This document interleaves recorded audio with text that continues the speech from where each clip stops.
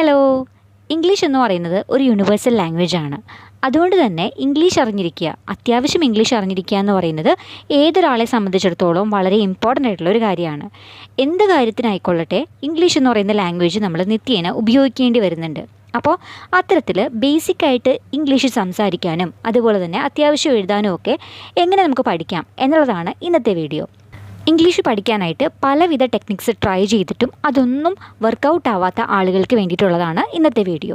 English പഠിക്കാനായിട്ട് നമുക്ക് ചെയ്യാൻ കഴിയുന്ന എല്ലാ കാര്യങ്ങളും ഇന്നത്തെ വീഡിയോയിൽ ഉൾപ്പെടുത്തിയിട്ടുണ്ട്. അതുകൊണ്ട് തന്നെ ഇന്ന് പറയുന്ന എല്ലാ കാര്യങ്ങളും നിങ്ങൾ സ്ട്രിക്റ്റ് ആയിട്ട് ഫോളോ ചെയ്യുകയാണെങ്കിൽ, അറ്റ്ലീസ്റ്റ് ഒരു 6 മാസത്തേക്കെങ്കിലും സ്ട്രിക്റ്റ് ആയിട്ട് ഫോളോ ചെയ്യുകയാണെങ്കിൽ നിങ്ങൾക്ക് തന്നെ കാണാൻ പറ്റും നിങ്ങളുടെ ലാംഗ്വേജിലുള്ള ഇമ്പ്രൂവ്മെൻറ്റ്. അപ്പോൾ തീർച്ചയായിട്ടും വീഡിയോ അവസാനം വരെ കാണുക. ഇന്ന് പറയുന്ന പോയിൻറ്റ്സ് എല്ലാം ഒന്ന് ഫോളോ ചെയ്യാനായിട്ട് ശ്രമിക്കുക. ഫസ്റ്റ് പറയാനുള്ളൊരു കാര്യം എന്ന് പറയുന്നത്, ഏത് ലാംഗ്വേജ് ആയിരുന്നാലും അതിൻ്റെ ബേസിക് എന്ന് പറയുന്നത് വൊക്കാബുലറി, ഗ്രാമർ, യൂസേജ് എന്നുള്ളതാണ്. ഏത് ലാംഗ്വേജിനും കുറച്ച് വാക്കുകളുടെ കൂട്ടമുണ്ട്. ഈ വാക്കുകൾ എങ്ങനെ അറേഞ്ച് ചെയ്യണം എന്നുള്ളതാണ് നമ്മൾ ഗ്രാമറിൽ പഠിക്കുന്നത്. അതിനുശേഷം ഇതെങ്ങനെ യൂസ് ചെയ്യണം, നമ്മൾ ഈ പഠിച്ച ഗ്രാമറെല്ലാം എങ്ങനെ യൂസ് ചെയ്യണം എന്നുകൂടി നോക്കിയാൽ മാത്രമേ ഒരു ലാംഗ്വേജിൻ്റെ പഠനം കംപ്ലീറ്റ് ആവുള്ളൂ. അപ്പോൾ ഇംഗ്ലീഷ് എന്ന് പറയുന്ന ലാംഗ്വേജിലും ഈ 3 ഫാക്ടേഴ്സ് ഉണ്ട്: വൊക്കാബുലറി, ഗ്രാമർ, യൂസേജ്. അപ്പോൾ നമ്മൾ ഫസ്റ്റ് കോൺസെൻട്രേറ്റ് ചെയ്യാൻ പോകുന്ന ഏരിയ എന്ന് പറയുന്നത് വൊക്കാബുലറിയാണ്. Improve your vocabulary. ഇംഗ്ലീഷ് സംസാരിച്ച് തുടങ്ങുമ്പോൾ പല ആളുകളും ഫേസ് ചെയ്യുന്നൊരു കാര്യമാണ്, നമ്മൾ പറയാൻ ഉദ്ദേശിക്കുന്ന വാക്കുകളുടെ കറക്റ്റ് ഇംഗ്ലീഷ് വേർഡ് നമുക്ക് കിട്ടാതെ വരും. പലപ്പോഴും മലയാളത്തിൽ ചിന്തിക്കുന്നത് കൊണ്ടാണ് ഇങ്ങനെ സംഭവിക്കുന്നത്. എനിവേ, നമ്മൾ ഉദ്ദേശിക്കുന്ന വാക്കുകൾക്ക്, നമ്മൾ പറയാൻ ഉദ്ദേശിക്കുന്ന ആശയത്തിന് തുല്യമായിട്ടുള്ള ഇംഗ്ലീഷ് വാക്കുകൾ ഒരു ഫ്ലോയിൽ നമ്മുടെ വായിലേക്ക് വരണം എന്നുണ്ടെങ്കിൽ നമുക്ക് ആ വാക്ക് ഫെമിലിയർ ആയിരിക്കണം.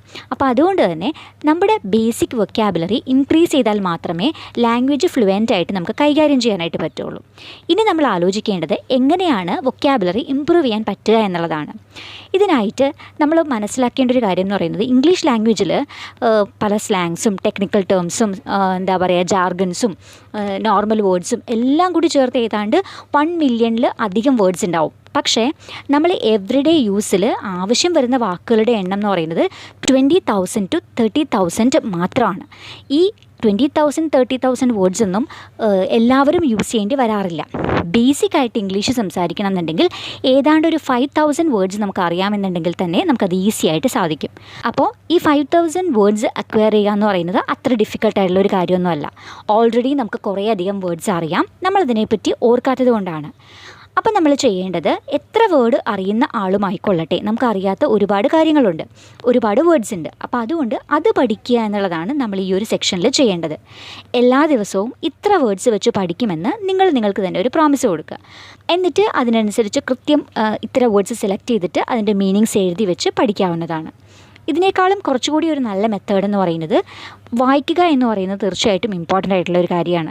നിങ്ങളൊരു ബുക്ക് വായിക്കുമ്പോഴോ, ഒരു ഇംഗ്ലീഷ് ബുക്ക് വായിക്കുമ്പോഴോ, അല്ലെങ്കിൽ എവിടെയെങ്കിലും ഒരു ഇംഗ്ലീഷ് വേർഡ് കാണുമ്പോഴോ ആ വേർഡിൻ്റെ അർത്ഥം നിങ്ങൾക്ക് അറിയില്ല എന്നുണ്ടെങ്കിൽ ഉടനെ തന്നെ ഡിക്ഷണറി എടുത്ത് ചെക്ക് ചെയ്യുക. എന്നിട്ട് ആ വേർഡ് എഴുതി വയ്ക്കുക. അത് വെച്ച് ഒരു സെൻറ്റൻസ് കൂടി എഴുതി വയ്ക്കുക. ഇതിന് വേണ്ടിയിട്ട് മാത്രമായിട്ട് നിങ്ങളൊരു സ്പെഷ്യൽ നോട്ട്ബുക്ക് കരുതി വയ്ക്കുക. അപ്പോൾ നിങ്ങളുടെ ഈ വർഷത്തെ ഒരു ഗോൾ എന്ന് പറയുന്നത് ഇംഗ്ലീഷ് പഠിക്കുക എന്നുള്ളതാണെങ്കിൽ തീർച്ചയായിട്ടും നിങ്ങളതിന് വേണ്ടിയിട്ട് ഡെഡിക്കേറ്റഡ് ആയിട്ടുള്ള എഫേർട്ട് എടുക്കുക. അപ്പോൾ അതിൻ്റെ ഭാഗമായിട്ട് നിങ്ങളുടെ ടേബിളിൽ നിങ്ങൾ കാണുന്ന രീതിയിൽ എവിടെയെങ്കിലും ഒരു നോട്ട്ബുക്ക് കീപ്പ് ചെയ്യുക. അറിയാത്ത എല്ലാ വേർഡ്സും എഴുതി വയ്ക്കുക. അതെങ്ങനെ അപ്ലൈ ചെയ്യണം, ഒരു സെൻറ്റൻസിൽ എങ്ങനെ അപ്ലൈ ചെയ്യണം എന്നുള്ളത് ഒരു സെൻറ്റൻസ് എക്സാമ്പിളായിട്ട് എഴുതി വയ്ക്കുക. അപ്പോൾ ഇങ്ങനെയാണ് നമുക്ക് നമ്മുടെ വൊക്കാബുലറി ഗ്രാജുവലി ഇമ്പ്രൂവ് ചെയ്ത് കൊണ്ടുവരാൻ പറ്റുന്നത്. ഇത് ഒറ്റ ദിവസം ചെയ്യേണ്ട കാര്യമല്ല. അപ്പോൾ അതുകൊണ്ട് തന്നെ എല്ലാ ദിവസവും കൺസിസ്റ്റൻ്റ് ആയിട്ട് നമ്മളിത് ഫോളോ ചെയ്യാം. ഇന്ന് നമ്മളിത് ചെയ്തു, നാളെ അത് ചെയ്തില്ല, കുറച്ച് ദിവസം നമ്മളത് ചെയ്തില്ല, വീണ്ടും നമുക്കൊരാഗ്രഹം വന്ന് വീണ്ടും ചെയ്തു എന്ന് കരുതി നമ്മുടെ ആ ഒരു പ്രോഗ്രസ് ഒട്ടും സ്പീഡിലായിട്ട് വരില്ല.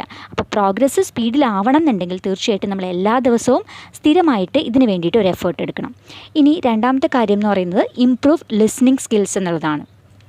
കുട്ടികൾ ലാംഗ്വേജ് പഠിക്കുന്നത് എങ്ങനെയാണ്? അവർ വൊക്കാബുലറി എഴുതി വെച്ചിട്ടോ ഗ്രാമർ റൂൾസ് പഠിച്ചിട്ടോ ഒന്നുമല്ല.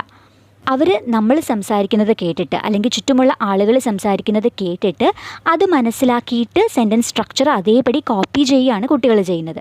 അപ്പോൾ ആ രീതിയിൽ ഗ്രാമർ റൂൾസ് ഒന്നും പഠിക്കാതെ തന്നെ നമുക്ക് ഗ്രാജുവലി ഈ പറയുന്ന സെൻറ്റൻസിൻ്റെ സ്ട്രക്ചറൊക്കെ നമുക്ക് മനസ്സിലേക്ക് കിട്ടണം എന്നുണ്ടെങ്കിൽ നമ്മൾ ആ ലാംഗ്വേജ് കേട്ടുകൊണ്ടിരിക്കണം. കേട്ട് മനസ്സിലാക്കാനുള്ള എബിലിറ്റി നമുക്ക് ഉണ്ടാവണം. മനസ്സിലാക്കാൻ നമുക്ക് കഴിയുന്നുണ്ടെങ്കിലും സ്ഥിരമായിട്ട് ആ ലാംഗ്വേജ് കേട്ടുകൊണ്ടിരിക്കണം. അപ്പോൾ അതിന് വേണ്ടിയിട്ട് നമുക്ക് ഡിപ്പെൻഡ് ചെയ്യാൻ പറ്റുന്നത് ഇംഗ്ലീഷ് പോഡ്കാസ്റ്റ് കേൾക്കുക, അല്ലെങ്കിൽ എല്ലാ ദിവസവും ഇംഗ്ലീഷ് വീഡിയോസ് കാണുക, ഫിലിംസ്, സബ് ടൈറ്റിൽസ് ഉള്ള ഫിലിംസ് കാണുക, ഇങ്ങനെയുള്ള കാര്യങ്ങളൊക്കെയാണ്. അപ്പോൾ പോഡ്കാസ്റ്റിനെ കുറിച്ച് പറയുമ്പോൾ ഒന്ന് രണ്ട് പോഡ്കാസ്റ്റിന് എക്സാമ്പിളായിട്ട്, അതായത് കുറച്ച് നല്ല പോഡ്കാസ്റ്റിന് ഒന്ന് രണ്ട് എക്സാമ്പിൾസ് ഞാൻ ഫോളോ ചെയ്തിരുന്ന ചില പോഡ്കാസ്റ്റ് നിങ്ങൾക്ക് സജസ്റ്റ് ചെയ്യാം. എനിക്ക് ഏറ്റവും ബെസ്റ്റ് എന്ന് തോന്നിയിട്ടുള്ള 2 പോഡ്കാസ്റ്റാണ്. ഒന്ന് സിമ്പിൾ ഇംഗ്ലീഷ് ലിസണിങ് എന്ന് പറയുന്ന പോഡ്കാസ്റ്റ്. ഇത് ബിഗിനേഴ്സിന് വേണ്ടിയിട്ടുള്ളതാണ് കേട്ടോ, അഡ്വാൻസ്ഡ് ലേണേഴ്സിന് വേണ്ടിയിട്ടുള്ളതല്ല, പകരം ബിഗിനേഴ്സിന് വേണ്ടി മാത്രമുള്ളതാണ്. കാരണം എവ്രിഡേ ഇംഗ്ലീഷ് കോൺവെർസേഷൻസ് ഒക്കെ ആയിരിക്കും ഈ ഒരു പോഡ്കാസ്റ്റിൽ ഉണ്ടാവുക. മാത്രമല്ല ഇത് സ്ലോ പേസിലുള്ള കോൺവെർസേഷനാണ്, അതുകൊണ്ട് തന്നെ നമുക്കിത് മനസ്സിലാക്കാനായിട്ട് വലിയ ബുദ്ധിമുട്ടൊന്നും ഉണ്ടാവില്ല. അതുപോലെ തന്നെ കട്ടിയായിട്ടുള്ള വാക്കുകളോ അങ്ങനെയുള്ള കാര്യങ്ങളൊന്നും ഉണ്ടാവില്ല. അപ്പോൾ ഇത് ബിഗിനേഴ്സിനെ ഉദ്ദേശിച്ചിട്ടുള്ള ഒരു പോഡ്കാസ്റ്റാണ്. ഇതുപോലെ മറ്റൊരു പോഡ്കാസ്റ്റാണ് 6 മിനിറ്റ് ഇംഗ്ലീഷ് എന്ന് പറയുന്നത്. ഇത് BBC പ്രൊഡ്യൂസ് ചെയ്യുന്ന ഒരു പോഡ്കാസ്റ്റാണ്. ഇത് ഷോർട്ട് എപ്പിസോഡ്സ് ഒക്കെ ആയിരിക്കും. ആ പേര് പോലെ തന്നെ ഒരു 5-6 മിനിറ്റ് മാത്രമുള്ള ചെറിയ എപ്പിസോഡ്സ് ആയിരിക്കും ഇതിലുണ്ടാവുക. ഡിഫറെൻറ്റ് ടോപ്പിക്സ് ആയിരിക്കും. അതുപോലെ തന്നെ ക്ലിയർ ആയിട്ടുള്ള എക്സ്പ്ലനേഷൻസ് നമുക്കതിൽ നിന്ന് കിട്ടും. നമുക്കറിയാത്ത പല കാര്യങ്ങളെക്കുറിച്ചുള്ള ഇൻഫർമേഷൻ കിട്ടും. അതിൻ്റെ ഒപ്പം അത് ഇംഗ്ലീഷിലാണ് എന്നുള്ളത് കൊണ്ട് നമ്മുടെ ഇംഗ്ലീഷ് ലാംഗ്വേജ് സ്കിൽസ് ഇമ്പ്രൂവ് ചെയ്യാനും ഇത് നമ്മളെ സഹായിക്കും. പിന്നെ വൊക്കാബുലറി അവർ എക്സ്പ്ലെയിൻ ചെയ്യും. ചില അറിയാത്ത വാക്കുകൾ പറയുമ്പോൾ അത് അവർ എക്സ്പ്ലെയിൻ ചെയ്ത് തരാറുണ്ട്. അപ്പോൾ ഇത് തീർച്ചയായിട്ടും ഒരു ബിഗിനറിനെ സംബന്ധിച്ചിടത്തോളം നമ്മുടെ ഇംഗ്ലീഷ് കുറച്ചുകൂടി ഒന്ന് ഇമ്പ്രൂവ് ചെയ്യാനായിട്ട്, നമ്മുടെ ലിസണിങ് സ്കിൽസ് കുറച്ചുകൂടി ഒന്ന് ഇമ്പ്രൂവ് ചെയ്യാനായിട്ട് നമ്മളെ സഹായിക്കുന്ന ഒരു കാര്യമാണ്. ഇനി അടുത്തൊരു കാര്യം എന്ന് പറയുന്നത് യൂസ് ലാംഗ്വേജ് ലേണിംഗ് ആപ്സ് എന്നുള്ളതാണ്. ഇപ്പോൾ ലാംഗ്വേജ് ലേണിങ്ങിന് വേണ്ടിയിട്ട് ഒത്തിരി ആപ്സ് അവൈലബിൾ ആണ്. അതിൽ എടുത്തു പറയേണ്ട ഒരു ആപ്പാണ് ഡ്യുയോലിംഗോ എന്ന് പറയുന്നത്. ഡ്യുയോലിംഗോ മാത്രമല്ല, ബാബിള്, റൊസേറ്റ സ്റ്റോൺ പോലുള്ള ഇംഗ്ലീഷ് ലേണിംഗ് ആപ്സ് ഒക്കെ അവൈലബിൾ ആണ്. അപ്പോൾ ഇത്തരത്തിൽ ഏതെങ്കിലും ഒരു ആപ്പ് ഫോളോ ചെയ്യുക. അതിലൂടെ നമുക്ക് അതിൻ്റെ ഗ്രാമർ പ്രാക്ടീസ് ചെയ്യാനും അതുപോലെ തന്നെ വൊക്കാബുലറി ഇമ്പ്രൂവ് ചെയ്യാനും പ്രൊനൗൺസിയേഷൻ പഠിക്കാനും ഒക്കെ ഇത്തരം ആപ്സ് നമ്മളെ ഹെൽപ്പ് ചെയ്യും. അപ്പോൾ ഇത്തരത്തിൽ ബേസിക്കായിട്ട് നമ്മൾ ലാംഗ്വേജ് പഠിച്ചു തുടങ്ങുമ്പോൾ നമ്മുടെ വൊക്കാബുലറി ഒക്കെ ഇമ്പ്രൂവ് ചെയ്ത് കൊണ്ടുവരാനായിട്ട് ഇത്തരം ആപ്സിനൊക്കെ നമുക്ക് ആശ്രയിക്കാവുന്നതാണ്. ഇനി അടുത്തൊരു കാര്യമാണ് റീഡിംഗ് എന്ന് പറയുന്നത്. ഇംഗ്ലീഷ് ബുക്സ് വായിക്കുക, അല്ലെങ്കിൽ ആർട്ടിക്കിൾസ് വായിക്കുക, ന്യൂസ് പേപ്പേഴ്സ് വായിക്കുക എന്നൊക്കെ പറയുന്നത് വളരെ ഇമ്പോർട്ടൻ്റ് ആയിട്ടുള്ള കാര്യമാണ്. കാരണം എത്രയൊക്കെ നമ്മൾ വൊക്കാബുലറി പഠിച്ചു എന്ന് പറഞ്ഞാലും അത് എങ്ങനെയാണ് സെൻറ്റൻസിൽ അപ്ലൈ ചെയ്തിരിക്കുന്നതെന്ന് നമ്മളറിയാതെ തന്നെ നമുക്കത് പഠിക്കാൻ സാധിക്കണം എന്നുണ്ടെങ്കിൽ നമ്മളത് വായിക്കണം. വായനയിലൂടെ നമുക്ക് സെൻറ്റൻസ് സ്ട്രക്ചർ, ലിസണിങ്ങിൻ്റെ കാര്യം പറഞ്ഞതുപോലെ തന്നെ സെൻറ്റൻസ് സ്ട്രക്ചർ പഠിക്കാനായിട്ട് സാധിക്കും. റിട്ടൺ ലാംഗ്വേജിൻ്റെ സ്ട്രക്ചർ മനസ്സിലാക്കാനും എങ്ങനെയാണ് ഓരോ വാക്കുകളും അറേഞ്ച് ചെയ്ത് ബ്യൂട്ടിഫുൾ ആയിട്ടുള്ള സെൻറ്റൻസ് ആക്കി മാറ്റേണ്ടത് എന്ന് ഗ്രാമർ റൂൾസ് പഠിക്കാതെ തന്നെ ഈസിലി ക്യാപ്ചർ ചെയ്യാനായിട്ട് റീഡിങ് നമ്മളെ ഹെൽപ്പ് ചെയ്യും. അപ്പോൾ വായിച്ചു തുടങ്ങുന്ന ഒരാൾക്ക് കടുകട്ടിയായിട്ടുള്ള ഒരു ബുക്കൊന്നും വായിക്കാനായിട്ട് പറ്റില്ല. അപ്പോൾ അതുകൊണ്ട് തന്നെ നിങ്ങൾക്ക് വായന തുടങ്ങാൻ പറ്റുന്ന ഏറ്റവും നല്ല ഓപ്ഷനാണ് ചിൽഡ്രൻസ് ബുക്സ് എന്ന് പറയുന്നത്. കുട്ടികൾക്ക് വായിക്കാൻ പറ്റുന്ന ബുക്സ് സെലക്ട് ചെയ്യുക. അപ്പോൾ അതിലെ വൊക്കാബുലറി വളരെ സിമ്പിളായിരിക്കും, സെൻറ്റൻസ് സ്ട്രക്ചറും വളരെ ഈസി ആയിരിക്കും. അപ്പോൾ അതുകൊണ്ട് തന്നെ അത് വായിച്ച് മനസ്സിലാക്കാനായിട്ട് ബുദ്ധിമുട്ടുണ്ടാവില്ല.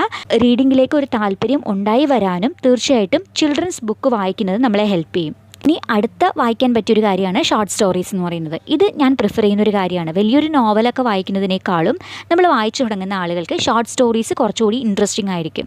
ഷോർട്ട് സ്റ്റോറീസ് എന്ന് പറയുമ്പോൾ ഒരുപാടൊന്നും ഉണ്ടാവില്ലല്ലോ. അപ്പോൾ അത്തരത്തിൽ നമുക്ക് ഷോർട്ട് സ്റ്റോറീസ് വായിക്കാവുന്നതാണ്.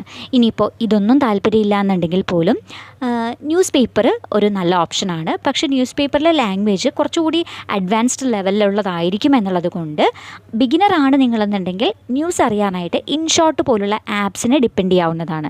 അതിലാവുമ്പോൾ ഷോർട്ടായിട്ട് ന്യൂസ് ആർട്ടിക്കിൾസൊക്കെ അവൈലബിൾ ആണ്. അപ്പോൾ കുഞ്ഞു കുഞ്ഞു പാരഗ്രാഫ്സ് ആയിട്ട് കൊടുത്തിരിക്കുന്നത് കൊണ്ട് തന്നെ അത് വായിക്കാനായിട്ട് എളുപ്പമായിരിക്കും. അപ്പോൾ അതിലേതെങ്കിലും ഒരു വേർഡ് അറിയില്ല എന്നുണ്ടെങ്കിൽ മുന്നേ നമ്മൾ പറഞ്ഞ ആ നോട്ട്ബുക്കിൽ എഴുതി വെക്കുക. അത്തരത്തിൽ ആ വൊക്കാബുലറിയും അതിൻ്റെ ഒപ്പം ഇമ്പ്രൂവ് ചെയ്ത് കൊണ്ടുവരാനായിട്ട് സാധിക്കും. ഇത്തരത്തിൽ റീഡിങ്ങിൻ്റെ കാര്യത്തിൽ ഡിഫറെൻറ്റ് ഓപ്ഷൻസ് അവൈലബിൾ ആണ്. ഈ ഓപ്ഷൻസൊക്കെ ട്രൈ ചെയ്ത് നോക്കാവുന്നതാണ്.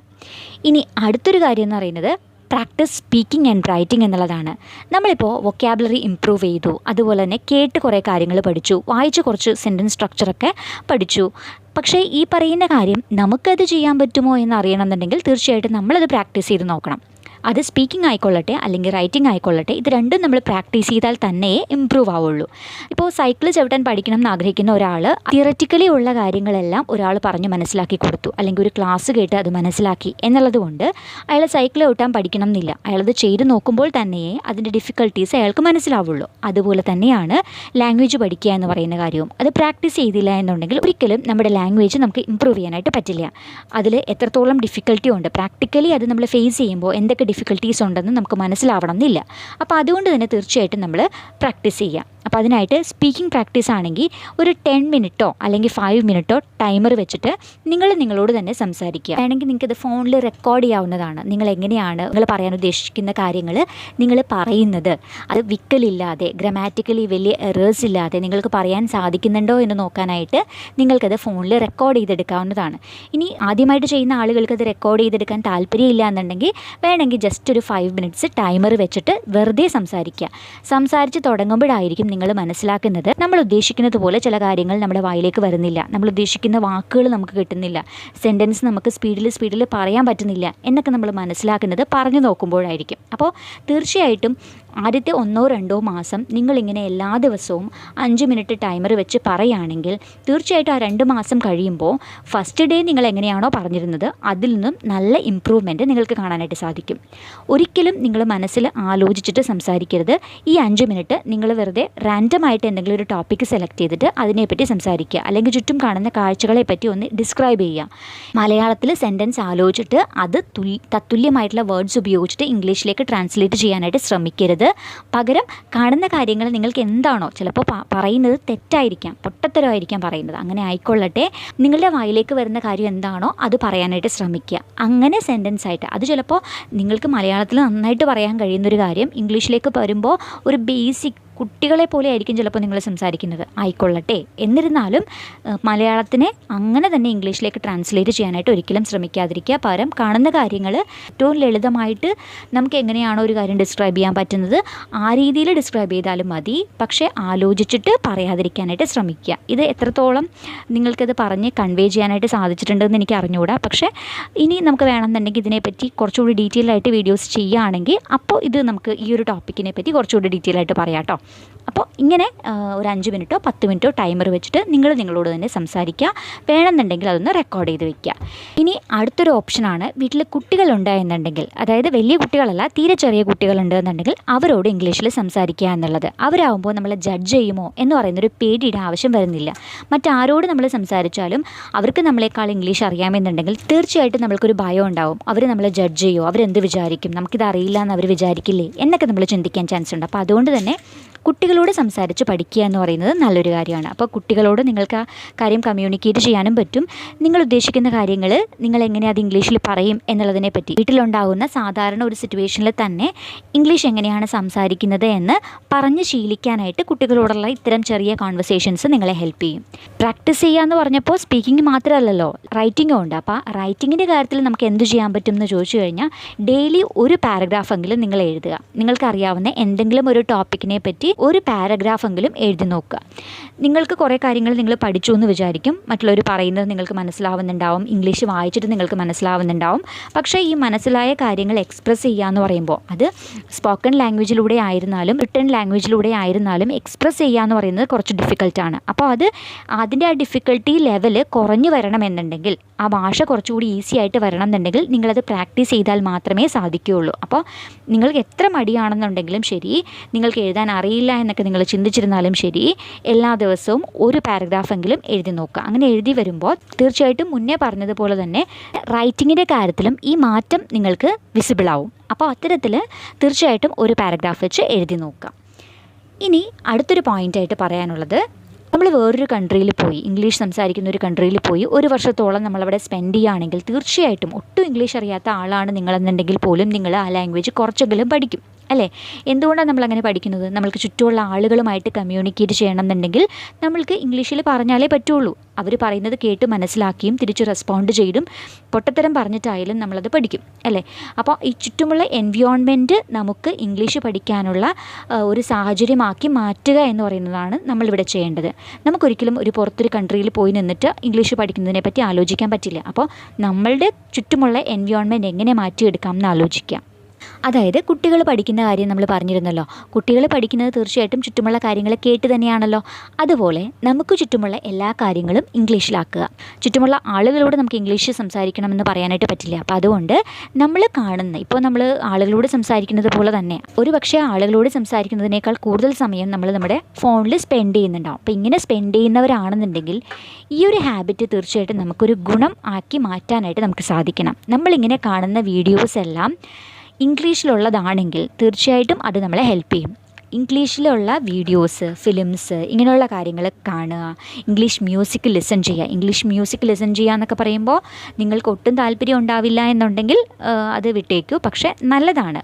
മ്യൂസിക് ലിസൺ ചെയ്യുമ്പോൾ അതിൻ്റെ വരികൾ നിങ്ങൾക്ക് കേട്ടാൽ മനസ്സിലാവണം എന്നില്ല. ഗൂഗിളിൽ ചെന്നിട്ട് ആ വരികൾ എന്താണെന്ന് നോക്കുക. നിങ്ങൾ കേൾക്കുന്നതും ശരിക്കുള്ള വേർഡും സെയിം ആണോ എന്ന് ചിന്തിക്കുക. അപ്പോൾ അതിൻ്റെ പ്രൊനൗൺസിയേഷൻ നിങ്ങൾ പഠിക്കും. എന്നിട്ടത് ബൈ ഹാർട്ട് ചെയ്യാനായിട്ട് വെറുതെ ഇങ്ങനെ ബൈ ഹാർട്ട് ചെയ്യാന്ന് വെച്ചാൽ ഫുൾ കാണാതെ പഠിക്കുക എന്നുള്ളതല്ല. ജസ്റ്റ് ആ വരികൾ നിങ്ങൾ അവർ പറയുന്ന രീതിയിൽ തന്നെ പറഞ്ഞു നോക്കുക, റിപ്പീറ്റ് ചെയ്യുക. ഇംഗ്ലീഷിൽ അതുപോലെ തന്നെ മൂവീസ് കാണുന്ന സമയത്തും ഈ മൂവീസിൽ സബ് ടൈറ്റിൽസിൽ അവർ പറയുന്നത് എന്താണെന്ന് വരുമല്ലോ. അപ്പോൾ അവർ പറയുന്ന രീതിയിൽ തന്നെ അത് ഇമിറ്റേറ്റ് ചെയ്ത് നോക്കുന്നതൊക്കെ നല്ലതാണ്. അപ്പോൾ അത്തരത്തിൽ ഇംഗ്ലീഷിലുള്ളൊരു സറൗണ്ടിങ് നിങ്ങൾ തന്നെ ക്രിയേറ്റ് ചെയ്യുക. കൂടുതൽ ഇംഗ്ലീഷ് വീഡിയോസ് കാണുക. അപ്പോൾ പോഡ്കാസ്റ്റ് കേൾക്കുക എന്നൊക്കെ നമ്മൾ പറഞ്ഞില്ലേ. അപ്പോൾ അതുപോലെ തന്നെ ഒരു ദിവസം കുറേ അധികം നേരം നിങ്ങൾ ഈ ലാംഗ്വേജുമായിട്ട് നിങ്ങൾക്കൊരു ഫെമിലിയാരിറ്റി വരികയാണെങ്കിൽ നിങ്ങളുടെ ആ ലേണിംഗ് പ്രോസസ്സ് കുറച്ചുകൂടി സ്പീഡിലായിട്ട് മാറും. എന്ത് ജോലി ചെയ്തുകൊണ്ടിരിക്കുമ്പോഴും നിങ്ങൾ ഇംഗ്ലീഷിലുള്ള എന്തെങ്കിലും പോഡ്കാസ്റ്റോ വീഡിയോസോ ഒക്കെ ഇങ്ങനെ ബാക്ക്ഗ്രൗണ്ടിൽ പ്ലേ ചെയ്തുകൊണ്ടിരിക്കുക. അപ്പോൾ അങ്ങനെയാകുമ്പോൾ ആ ലാംഗ്വേജ് കേട്ട് നമുക്കത് നാച്ചുറലി നമ്മുടെ വായിലേക്ക് വരും.